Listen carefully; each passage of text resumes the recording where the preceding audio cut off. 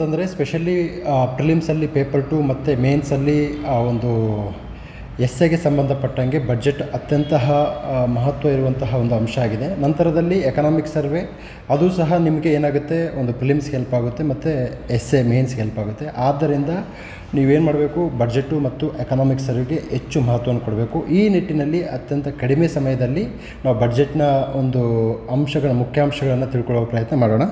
ನೋಡಿ, ಫಸ್ಟು ಇದು 2024 ಮತ್ತು 25ರ ಬಡ್ಜೆಟ್. ಇದು ಇಲ್ಲೇನಾಗಿದೆಯಪ್ಪ ಅಂತಂದರೆ, ನಮ್ಮಲ್ಲಿ ಯಾವ ರೀತಿ ಅಂದರೆ ಟೋಟಲ್ಲು 14 ಬಾರಿ ಬಡ್ಜೆಟ್ ಮಾಡಿಸ್ತಾರೆ. ಸೊ ಇತಿಹಾಸದಲ್ಲಿ ಗರಿಷ್ಠ, ನಮ್ಮ ಕರ್ನಾಟಕದಲ್ಲಿ ಗರಿಷ್ಠವಾಗಿ ಬಡ್ಜೆಟ್ ಮಂಡನೆ ಮಾಡಿದವರು ಮುಖ್ಯಮಂತ್ರಿ ಶ್ರೀ ಸಿದ್ದರಾಮಯ್ಯನವರು. ಸೊ ಈ ರೀತಿಯಾಗಿ ಈ ನಮ್ಮ KPS ಅವರು ಏನಪ್ಪ ಅಂತಂದರೆ usually is more bothered about numbers. So number ಬಗ್ಗೆ ನೀವು ಸ್ಪಷ್ಟವಾಗಿ ತಿಳ್ಕೊಳ್ಬೇಕಾಗುತ್ತೆ. ನಂತರದಲ್ಲಿ ರಾಜ್ಯದ ಸ್ವಂತ ತೆರಿಗೆಗಳು ಏನಪ್ಪ ಅಂತಂದರೆ ಇದರಲ್ಲಿ ಯಾವುದು ಎಷ್ಟು ಅಂತ ಕೇಳ್ತಾನೆ. ಯೂಶ್ವಲಿ ಎಕ್ಸಾಮ್ಸಲ್ಲಿ ಏನಾಗುತ್ತೆ ಅಥವಾ ಓದೋರು ಏನು ಮಾಡ್ತಾರಪ್ಪ ಅಂತಂದರೆ ಫಸ್ಟ್ ಯಾವುದು ಅಂತ ಗೊತ್ತಿರುತ್ತೆ, ಆದರೆ ಥರ್ಡ್ ಯಾವುದು ಸೆಕೆಂಡ್ ಯಾವುದು ಅನ್ನೋದ್ರ ಬಗ್ಗೆ ಮಾಹಿತಿ ಇರಲ್ಲ. ಸೊ ನೋಡಿ, ಸ್ವಂತ ತೆರಿಗೆಗಳಲ್ಲಿ ವಾಣಿಜ್ಯ ತೆರಿಗೆಗಳು ಅಂದರೆ ಕಮರ್ಷಿಯಲ್ ಟ್ಯಾಕ್ಸ್ ಎಷ್ಟಿದೆ, 58% ಇದೆ. ನಂತರದಲ್ಲಿ ಅಬಕಾರಿ ಅದು 20% ಇದೆ. ನೋಂದಣಿ ಮತ್ತು ಮುದ್ರಾಂಕ 14% ಇದೆ. ಮೋಟಾರ್ ವಾಹನ ತೆರಿಗೆ ಏನಿದೆ 7% ಇದೆ. ಅವನೇನು ಕೇಳ್ತಾನೆ, ಫಸ್ಟಿಗೆ ಕೇಳಲ್ಲ, ಈ ಮೂರರಲ್ಲಿ ಯಾವುದು ಹೈಯೆಸ್ಟ್ ಅಂತ ಕೇಳ್ತಾನೆ. ಸೊ ನಮಗೇನಾಗುತ್ತೆ, ಅಬಕಾರಿ ಎಕ್ಸೈಸ್ ಟ್ಯಾಕ್ಸ್ ಅದು 20%, ಅದು ಹೈಯೆಸ್ಟ್ ಇದೆ. ನಂತರದಲ್ಲಿ ಕರ್ನಾಟಕ ರಾಜ್ಯದ ವಿತ್ತೀಯ ಕೊರತೆ ಅಂತಂದರೆ ಫಿಸ್ಕಲ್ ಡೆಫಿಸಿಟಲ್ಲಿ ಏನಾಗಿದೆಪ್ಪ, ನಮ್ಮದು 2.95 ಇದೆ, 2.95ರಷ್ಟಿದೆ. ಅದೆಷ್ಟಿರಬೇಕು, ಆ್ಯಕ್ಚುಲಿ 3 ಒಳಗಡೆ ಇರಬೇಕು. ಕರ್ನಾಟಕ ವಿತ್ತೀಯ ಹೊಣೆಗಾರಿಕೆ ಅಧಿನಿಯಮ ಕುರಿತು ಏನಪ್ಪ ಅಂದರೆ ಮೇನ್ಸ್ ಎಕ್ಸಾಮ್ಗೆ ಇದು ಒಂದು ಪ್ರಶ್ನೆ ಬರುತ್ತೆ. ಸೊ ಇದ್ರ ಬಗ್ಗೆ ನಿಮಗೆ ವಿತ್ತೀಯ ಹೊಣೆಗಾರಿಕೆ ಅಧಿನಿಯಮ ಕೇಂದ್ರ ಸರ್ಕಾರದ ಬೇರೆ ಇರುತ್ತೆ, ರಾಜ್ಯ ಸರ್ಕಾರದ ಬೇರೆ ಇರುತ್ತೆ. ಇದಕ್ಕೆ ಸಂಬಂಧಪಟ್ಟ ಹಾಗೆ NK ಸಿಂಗ್ ಕಮಿಟಿ ಇದೆ. ಸೊ ನಮಗೇನಾಗುತ್ತೆ ಅಂದರೆ administration is nothing but finance. So finance ಬಗ್ಗೆ ನಿಮಗೆ ತುಂಬ ಸ್ಪಷ್ಟವಾದ ಮಾಹಿತಿ ಇರಬೇಕು. ಇದು ಮೇನ್ಸಲ್ಲಿ 200% ಕ್ವಶನ್ಸ್ ಬರುತ್ತೆ. ನಂತರದಲ್ಲಿ ನಮಗೆ ಎಷ್ಟು ರೂಪಾಯಿ ಅಮೌಂಟ್ ಅಂದರೆ ರಾಜ್ಯ ತೆರಿಗೆಯಲ್ಲಿ 52 ಪೈಸೆ, ಅಂದರೆ ಒಂದು 100 ಪೈಸೆಯಲ್ಲಿ 52 ಪೈಸೆ ರಾಜ್ಯ ತೆರಿಗೆಯಿಂದ ಬರುತ್ತೆ. ನಂತರದಲ್ಲಿ ಸಾಲ, ಸೊ 28 ಪೈಸೆ ಸಾಲದಿಂದ ತಗೊಳ್ಕೊಳ್ತೀವಿ. ನಂತರದಲ್ಲಿ ಕೇಂದ್ರದ ತೆರಿಗೆ ಪಾಲು. ಸೊ ಕೇಂದ್ರದ ತೆರಿಗೆ ಪಾಲು ಅಂದರೆ ಹಣಕಾಸು ಆಯೋಗ 280ನೇ ವಿಧಿಯ ಪ್ರಕಾರ ಹಣಕಾಸು ಆಯೋಗ ಕೇಂದ್ರ ಮತ್ತು ರಾಜ್ಯಗಳ ನಡುವೆ ಏನು ಮಾಡುತ್ತೆ, ತೆರಿಗೆಯನ್ನು ಏನು ಮಾಡುತ್ತೆ, ಡಿವೈಡ್ ಮಾಡುತ್ತೆ. ಸೊ ಅದರಲ್ಲಿ ಎಷ್ಟು ಬರುತ್ತೆ ನಮಗೆ 12 ಅಂದರೆ 12 ಪೈಸೆ. ಸೊ 12 ಪೈಸೆ ಕೇಂದ್ರದಿಂದ ಬರುತ್ತೆ. ನಂತರದಲ್ಲಿ ನಮಗೆ ವೆಚ್ಚ ಅಂದರೆ ನಮ್ಮ ಬಡ್ಜೆಟ್ ಎಷ್ಟು ರೂಪಾಯಿ ನಾವು ಯಾವುದಕ್ಕೆ ವೆಚ್ಚ ಮಾಡ್ತಾ ಇದ್ದೀವಿ ನೋಡಿ. ಸಾಲ ಮರುಪಾವತಿ ತೀರಿಕೆ. ಸೊ ಸಾಲ ಮರುಪಾವತಿ ಮಾಡೋದಕ್ಕೆ 18%. ಆಮೇಲೆ ಜನರಲ್ ಸರ್ವೀಸಸ್ಸು, ನಂತರದಲ್ಲಿ ಸಮಾಜ ಕಲ್ಯಾಣ 15%, ಇತರೆ ಆರ್ಥಿಕ ಸೇವೆಗಳು 15%. ಸೊ ಬಜೆಟ್ ಮಂಡನೆಗೆ ಸಂಬಂಧಿಸಿದ ಪ್ರಮುಖ ಅಂಶಗಳು.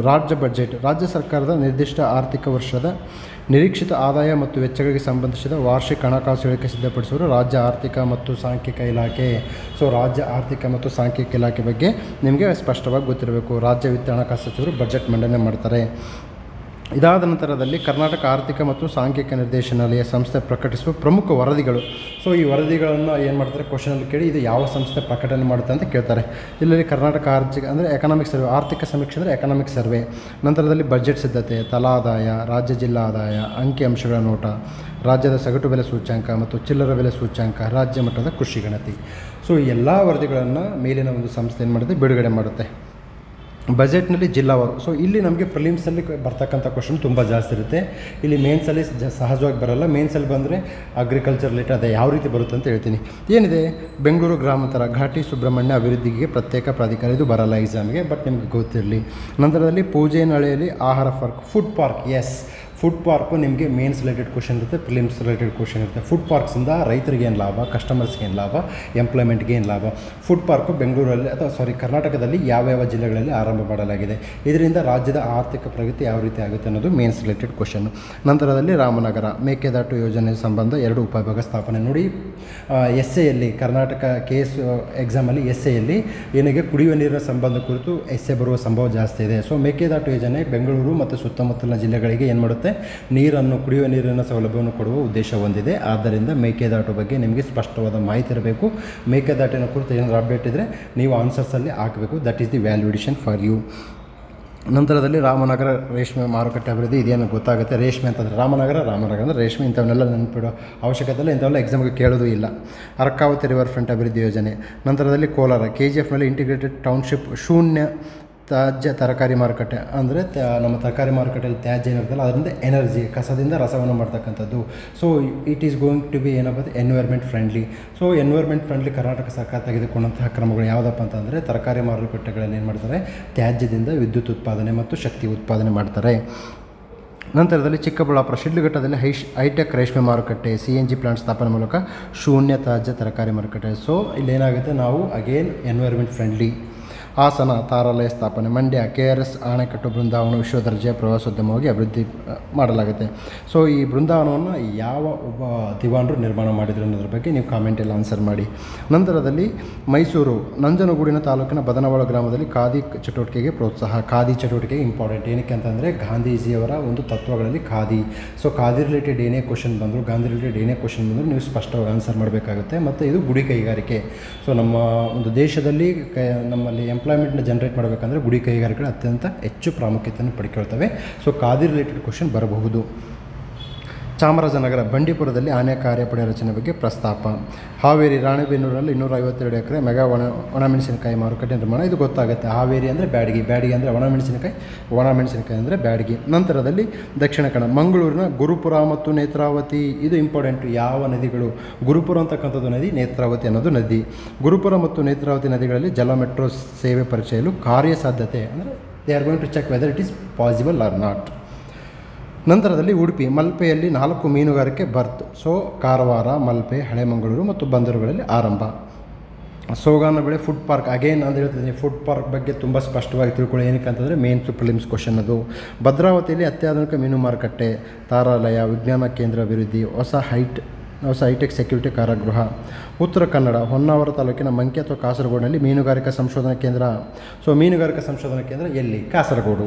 ಭಟ್ಕಳ ತಾಲೂಕಿನ ಮುರುಡೇಶ್ವರದಲ್ಲಿ ಸುಸಜ್ಜಿತ ಮೀನುಗಾರಿಕೆ ಬಂದರು. ಅಂದರೆ ಮೀನುಗಾರಿಕೆ ಬಂದರದಿಂದ ಏನಾಗುತ್ತೆ, ನಾವು ಎಕ್ಸ್ಪೋರ್ಟ್ ಪ್ರಮೋಟ್ ಮಾಡ್ಬೋದು. ಆದ್ದರಿಂದ ಕರ್ನಾಟಕ ರಾಜ್ಯ ಏನಾದರೂ ಎಕ್ಸ್ಪೋರ್ಟ್ ಪ್ರಮೋಷನ್ ರಿಲೇಟೆಡ್ ಸ್ಕೀಮ್ಸ್ ಯಾವುದಾದ್ರೂ ಕೈಗೊಂಡಿದೆ, ಏನಾದರೂ ಪ್ರಾಜೆಕ್ಟ್ಸ್ ಕೈಗೊಂಡಿದೆ ಅಂದರೆ ಮುರುಡೇಶ್ವರದಲ್ಲಿ ಸುಸಜ್ಜಿತ ಮೀನುಗಾರಿಕೆ ಬಂದರು ನಿರ್ಮಾಣ. ಕೇಣಿಯಲ್ಲಿ ಆಳ ಸಮುದ್ರ ಸರ್ವ ಋತು ಬಂದರು. ಸೊ ನಮಗೇನಾಗುತ್ತೆ, ನಮ್ಮ ಕರಾವಳಿ ಅಭಿವೃದ್ಧಿ ಮೋಸ್ಟ್ ಇಂಪಾರ್ಟೆಂಟ್. ಕರ್ನಾಟಕ ಸರ್ಕಾರಕ್ಕೆ ಉದ್ಯೋಗವನ್ನು ಸೃಷ್ಟಿ ಮಾಡುತ್ತೆ ಮತ್ತು ಆದಾಯವನ್ನು ತಂದು ಕೊಡುತ್ತೆ.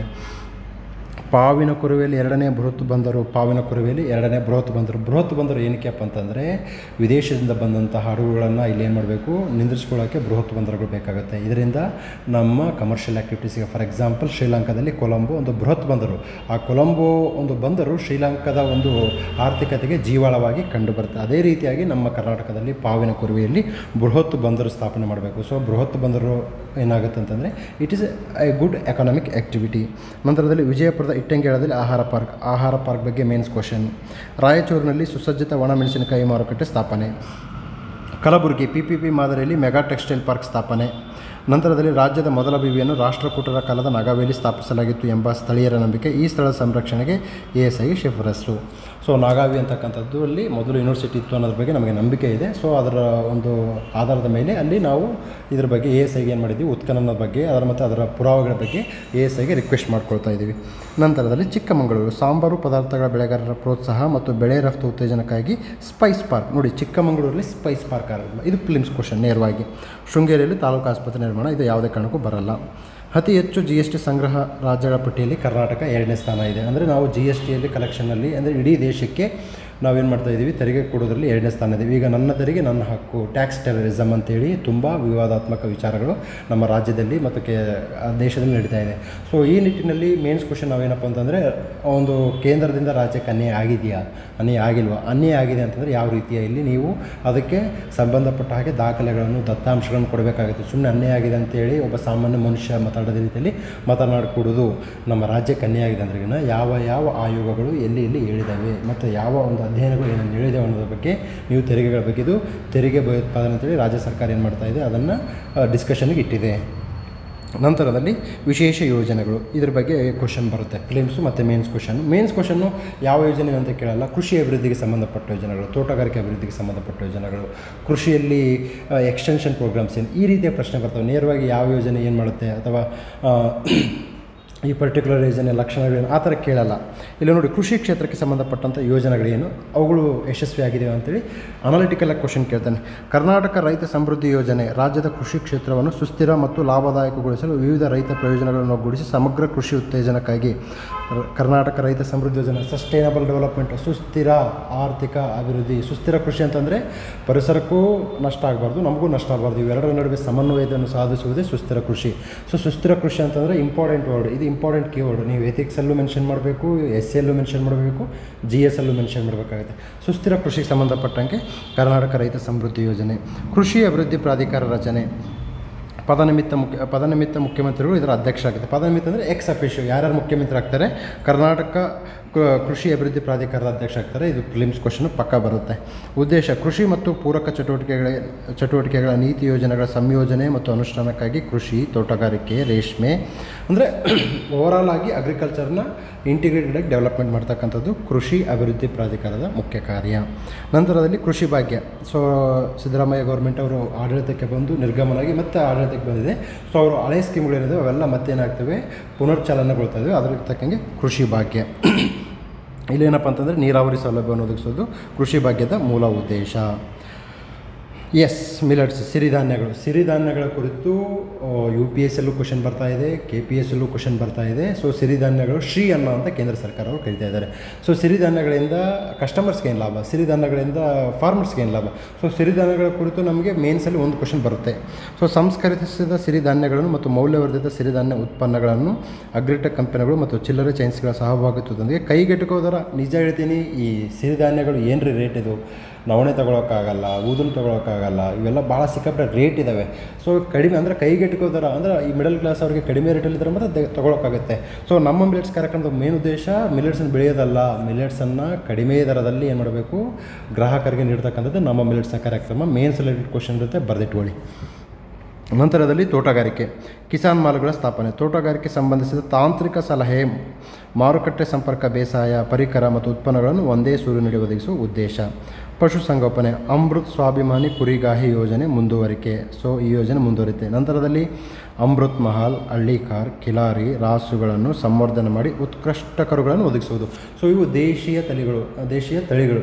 ಪಶುಸಂಗೋಪನೆ ಬಗ್ಗೆ ನಾವೇನಾದರೂ ಪ್ರಮೋಟ್ ಮಾಡಬೇಕಂದ್ರೆ ದೇಶೀಯ ತಳಿಗಳನ್ನ ಪ್ರಮೋಟ್ ಮಾಡಬೇಕು. ಈ ಹೈಬ್ರಿಡ್ ತಳಿಗಳನ್ನ ಪ್ರಮೋಟ್ ಮಾಡಿದರೆ ಅವು ನಮ್ಮ ಎನ್ವೈರ್ಮೆಂಟಿಗೆ ಅಡ್ಜಸ್ಟ್ ಆಗಲ್ಲ, ಸಸ್ಟೈನ್ ಆಗಲ್ಲ. ಆದ್ದರಿಂದ ದೇಶೀಯ ತಳಿಗಳನ್ನು ಅಭಿವೃದ್ಧಿ ಮಾಡೋದ್ರಿಂದ ನಮಗೇನಾಗುತ್ತೆ, ನಮ್ಮ ವಾತಾವರಣಕ್ಕೆ ಅಡ್ಜಸ್ಟ್ ಆಗುತ್ತೆ.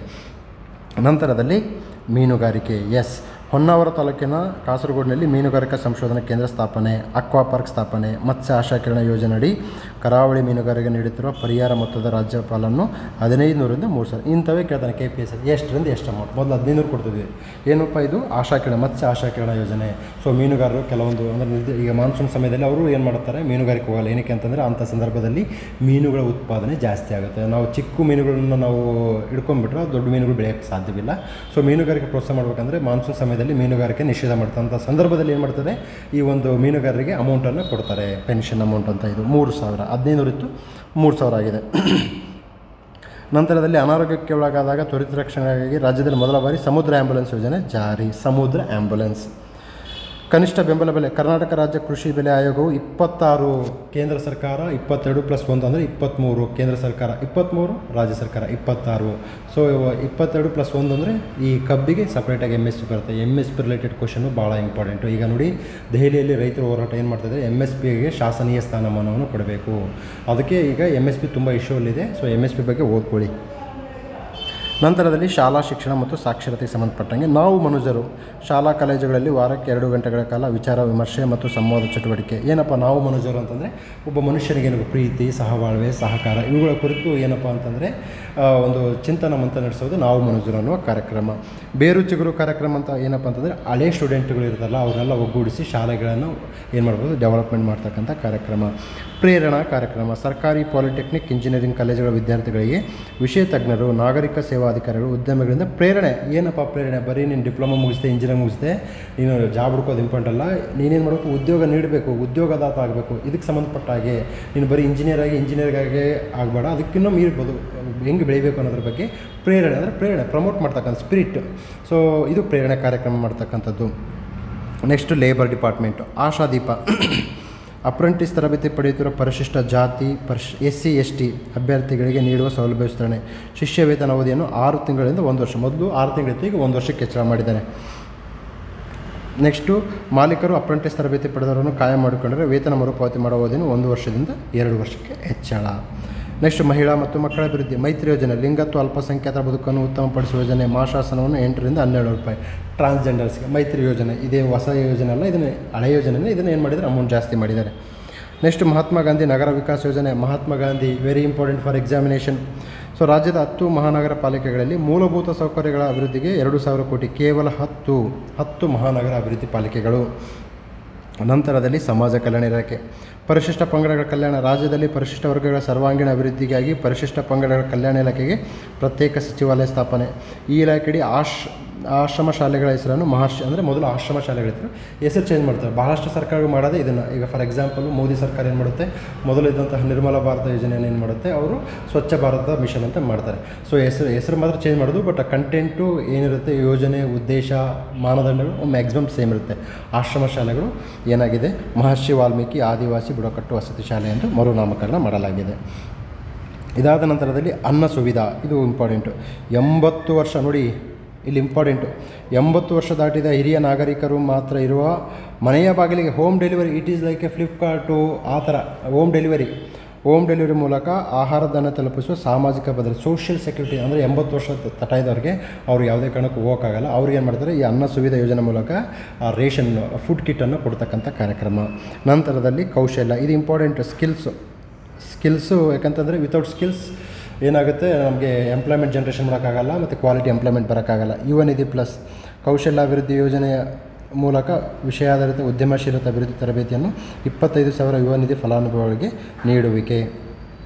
ಕೆಫೆ ಸಂಜೀವನಿ, ಇದು ಇಂಪಾರ್ಟೆಂಟ್. ಗ್ರಾಮೀಣ ಪ್ರದೇಶದಲ್ಲಿ ಸ್ಥಳೀಯ ಆಹಾರವನ್ನು ಶುಚಿ ರುಚಿಗಾಗಿ ಕೈಗೆಟುಕುವ ದರದಲ್ಲಿ ಒದಗಿಸಲು ಮಹಿಳೆಯರ ನೇತೃತ್ವ ಇಂಪಾರ್ಟೆಂಟು. ನಮಗೆ woman empowerment is the most important topic. ಅದಕ್ಕೆ ಕೆಫೆ ಸಂಜೀವಿನಿ ಕ್ಯಾಂಟೀನ್ ಆರಂಭ, ಇದು ಒಂದು ಉತ್ತಮ ಯೋಜನೆ. ನೆಕ್ಸ್ಟ್ ಗ್ರಾಮೀಣಾಭಿವೃದ್ಧಿ ಮತ್ತು ಪಂಚಾಯತ್ ರಾಜ್, ವೆರಿ ಇಂಪಾರ್ಟೆಂಟ್. ಗ್ರಾಮೀಣಾಭಿವೃದ್ಧಿ ಮತ್ತು ಪಂಚಾಯತ್ ರಾಜ್,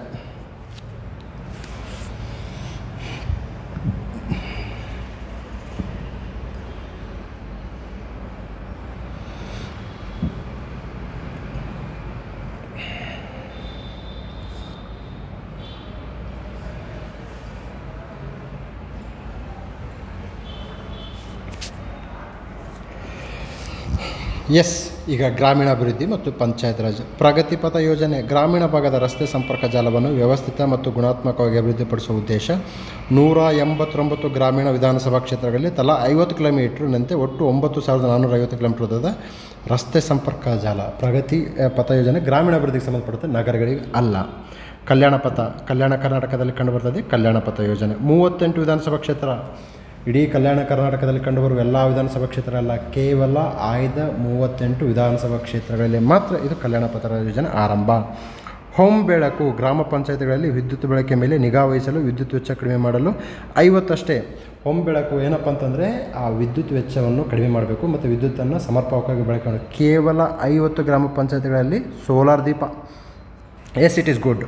ಪ್ರೇರಣಾ ಕಾರ್ಯಕ್ರಮ, SHG ಮಹಿಳೆಯರು, ಗ್ರಾಮ ಪಂಚಾಯಿತಿಗಳ ಮಹಿಳಾ ಸದಸ್ಯರು, ಗ್ರಾಮೀಣ ಪ್ರದೇಶದ ಮುಂಚಿನ ಕಾರ್ಯಕರ್ತರಲ್ಲಿ ಮೆನ್ಶುರಲ್ ಕಪ್ಸ್, ಅಂದರೆ ಈ ಪ್ರತಿ ತಿಂಗಳು ಆಗ್ತಕ್ಕಂತಹ ಮೆನ್ಶುರೇಷನ್ ಆಗೋ ಬಗ್ಗೆ ಸಂಬಂಧಪಟ್ಟಂಗೆ ಮೆನ್ಶುರೇಷನ್ ಕಪ್ ಕೊಡ್ತಕ್ಕಂಥದ್ದು ಪ್ರೇರಣಾ ಕಾರ್ಯಕ್ರಮ. ಈ ಡಿಪ್ಲೊಮಾ ಮತ್ತು ಇಂಜಿನಿಯರಿಂಗ್ ಸ್ಟೂಡೆಂಟ್ಸಿಗೆ ಇರ್ತಕ್ಕಂಥ ಆ ಪ್ರೇರಣಾ ಕಾರ್ಯಕ್ರಮ ಬೇರೆ, ಈ ಪ್ರೇರಣಾ ಕಾರ್ಯಕ್ರಮ ಬೇರೆ, ಸ್ವಲ್ಪ ಡಿಫ್ರೆನ್ಸ್ ಗೊತ್ತಿರಲಿ. ಸಾವಿತ್ರಿಬಾಯಿ ಫೂಲೆ ಮಹಿಳಾ ಸಬಲೀಕರಣ ಯೋಜನೆ, ರಾಜ್ಯದ 100 ಪಂಚಾಯಿತಿಗಳಲ್ಲಿ ಮಹಿಳೆಯರಿಗೆ ಉದ್ಯೋಗ ಆಧಾರಿತ ಕೌಶಲ್ಯ ತರಬೇತಿ. ನೋಡಿ, ಸಾವಿತ್ರಿಬಾಯಿ ಫೂಲೆ ಅಂತಂದರೆ ಎಜುಕೇಷನ್ ತಂದ್ಕೊಂಬಂಗಿಲ್ಲ, ಇಲ್ಲಿ ಮಹಿಳೆಯರಿಗೆ ಕೌಶಲ್ಯವನ್ನು ನೀಡಿ ಉದ್ಯಮಶೀಲತೆಯನ್ನು ಪ್ರಮೋಟ್ ಮಾಡ್ತಕ್ಕಂಥದ್ದು.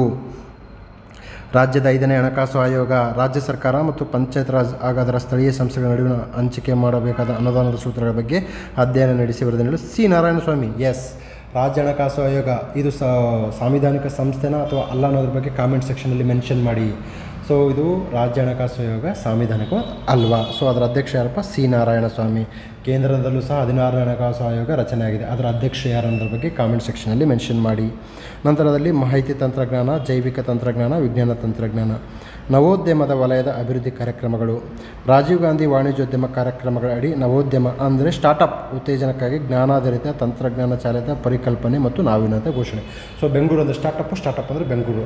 ಸೊ ಬೆಂಗಳೂರು ರಿಲೇಟೆಡ್ ಕ್ವಶನ್ ಮೇನ್ಸಿಗೆ ಸಂಬಂಧಪಟ್ಟಂಗೆ ಒಂದು ಆಲ್ರೆಡಿ KS ಮೇನ್ಸಲ್ಲಿ ಬಂದಿದೆ. ಅದಕ್ಕೆ ನೀವೇನಪ್ಪ ಬೆಂಗಳೂರು ಅಂದರೆ ಇಡೀ ರಾಜ್ಯಕ್ಕೆ 30% GDP ಕಾಂಟ್ರಿಬ್ಯೂಷನ್ ಬರುತ್ತೆ ಬೆಂಗಳೂರಿಂದ.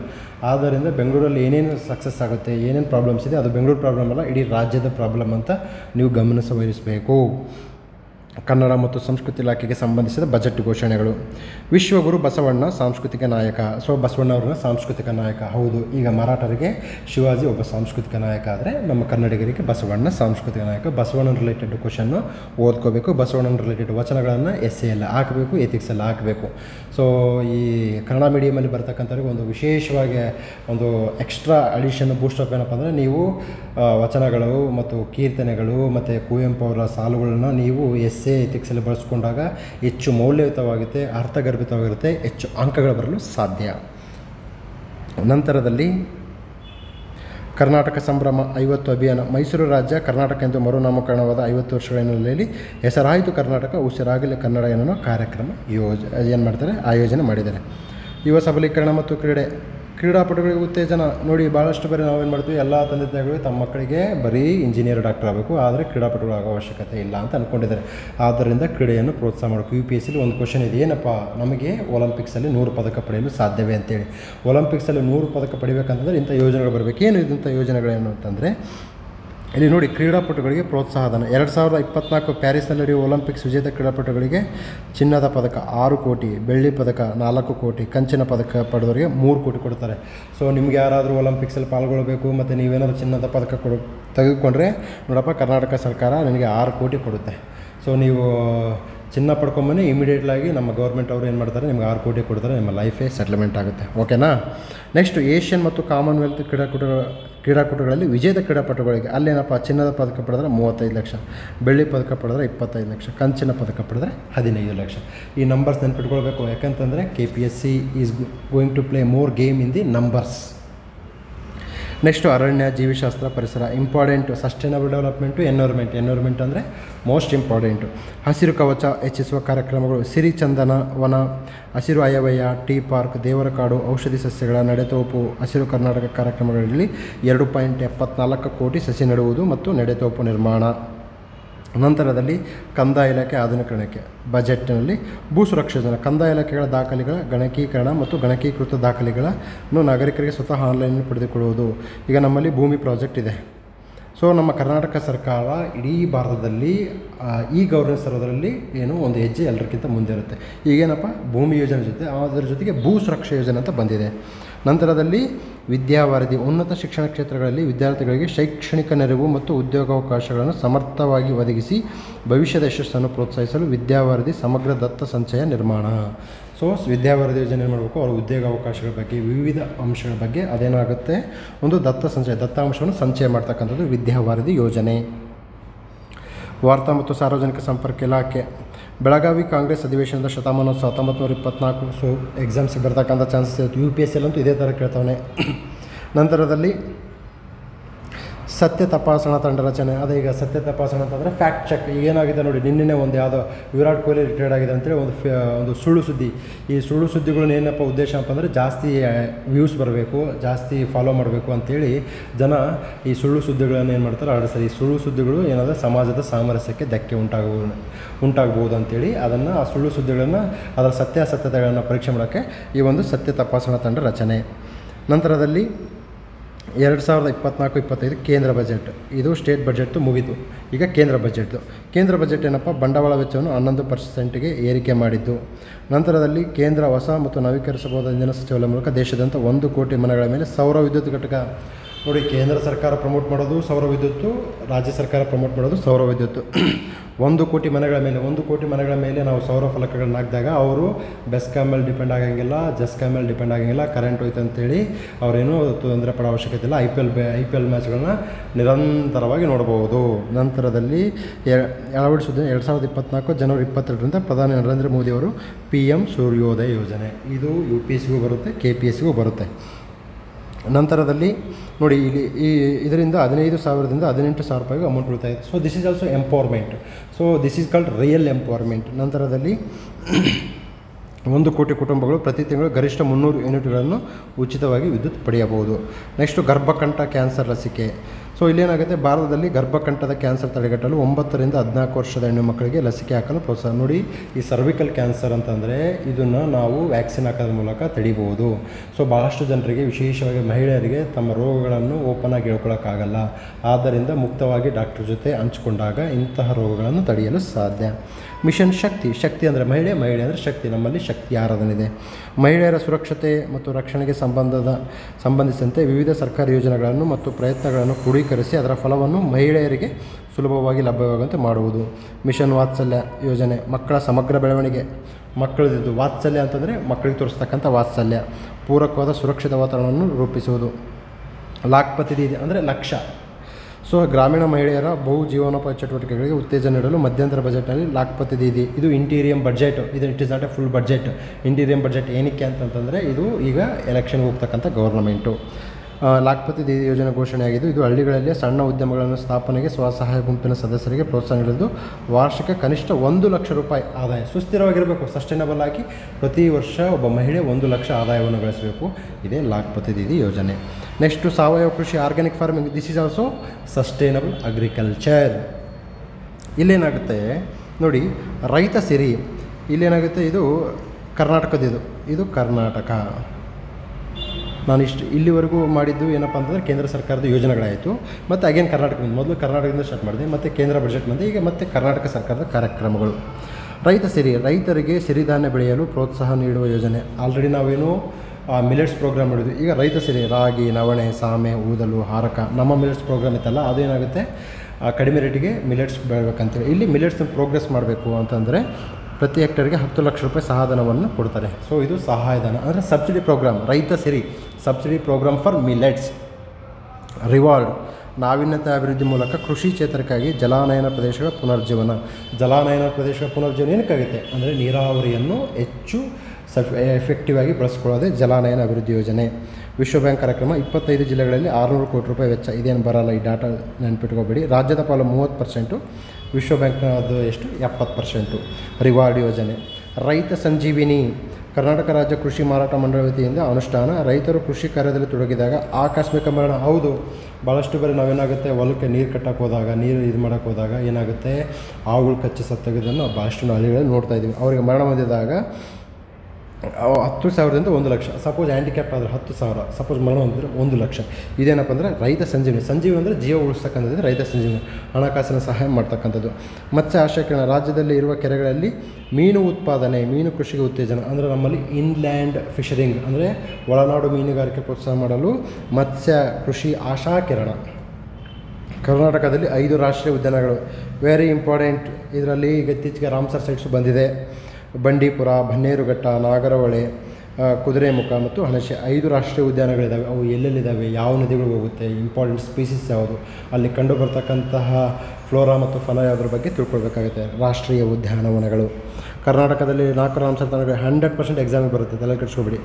ರಂಗನತಿಟ್ಟು ಮಂಡ್ಯ 2022ರಲ್ಲಿ ಮೊದಲ ತಾಣವಾಗಿ ಕರ್ನಾಟಕದಲ್ಲಿ ಮೊದಲು ಕಂಡು ಬಂದಿದ್ದು ರಂಗನತಿಟ್ಟು. ಮಾಗಡಿ ಕೆರೆ, ಅಂಕಸಮುದ್ರ, ವಿಜಯನಗರ, ಅಘನಾಶಿನಿ ನದಿ, ಮುಖಜ ಭೂಮಿ. ಸೊ ಇವು ಕರ್ನಾಟಕದಲ್ಲಿ 4 ರಾಮ್ಸರ್ ತಾಣಗಳು ಇದ್ದಾವೆ.